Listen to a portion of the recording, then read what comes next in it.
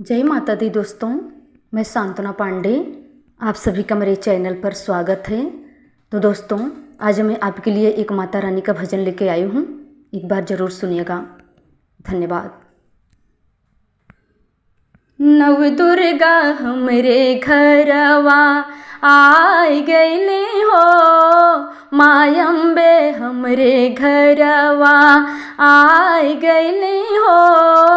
नव दुर्गा हमरे घरवा आय गईले हो, माय अम्बे हमरे घरवा आय गईले हो। नव दुर्गा हमरे घरवा नव दिन मैया के हुकुम बजावो बाई, नव दिन मैया के हुकुम बजावो बाई। अरे चरण क धूलिया पाय गईले हो, अरे चरण क धूलिया पाय गईले हो। माँ दुर्गा हमरे घरवा आय गईले हो, माय अम्बे हमरे घरवा आय गईले हो। नव दुर्गा हमरे घरवा आय गईली हो, नव दुर्गा हमरे घरवा आय गईली हो। माय अम्बे हमरे घरवा आय गईली हो, नव दुर्गा हमरे घरवा।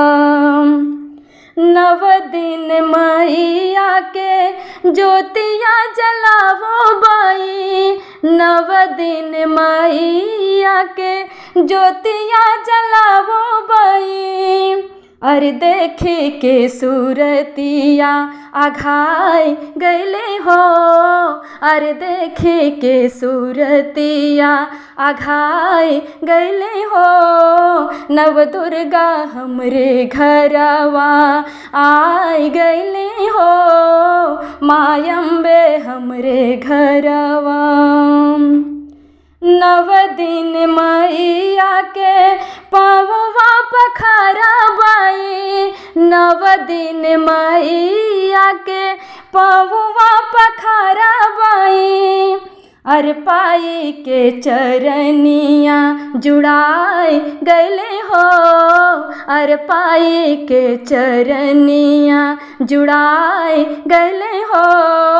नव दुर्गा हमरे घरवा आय गईले हो, माय अम्बे हमरे घरवा आय गईले हो।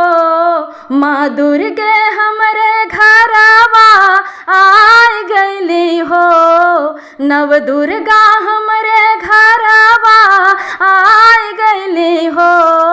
माय अम्बे हमरे घरवा आय गईली हो, नव दुर्गा हमरे घरवा आय गईली हो।